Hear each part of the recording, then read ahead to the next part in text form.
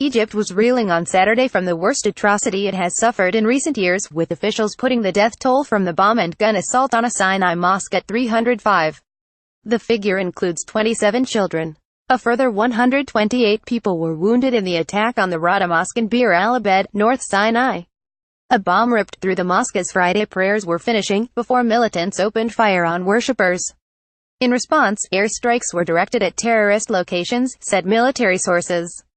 Egypt's chief prosecutor, Nabil Sadiq, said the attack was carried out by 2,530 militants who had stationed themselves at the mosque's main door and 12 windows before opening fire on those inside. More than 50 ambulances ferried casualties from the mosque, about 25 miles west of the city of Arish, to nearby hospitals. Pictures from the scene showed rows of bloodied victims inside the mosque. Theresa May yesterday told the Egyptian President, Abdel Fattah al-Sisi, that the UK stands ready to help in any way possible. Downing Street added that the two leaders agreed that international cooperation was needed to tackle the problem of terrorism.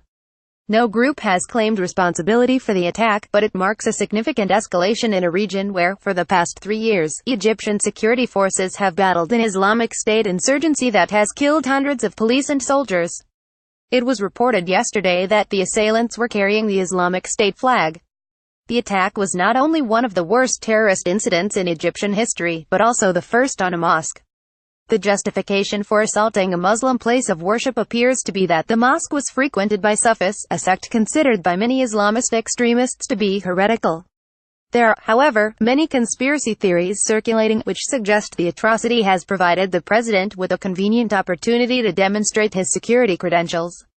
In a nearby outdoor cafe, in the shadow of another mosque frequented by Sufis, Sayyida Zainab, most patrons were adamant on Saturday that the attack was purely politically motivated. This was all because of the elections, said one customer. Sisi is widely expected to stand in elections due to be held early next year to try to retain the presidency.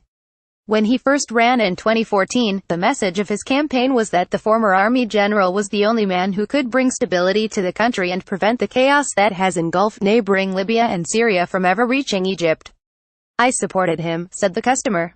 But I would never vote for him again. He'll take just about anyone else he can't win.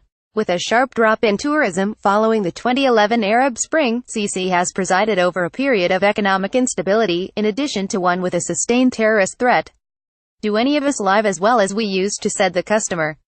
My salary is a third of what it used to be.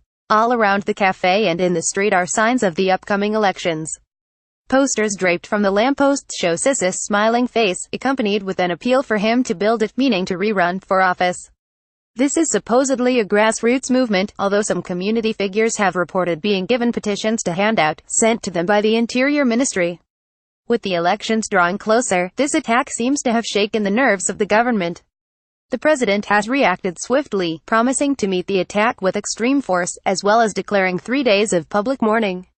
In a press release on Saturday, the State Information Services said he had ordered that £200,000 Egyptian pounds £8,478 be paid to the families of victims for every member killed.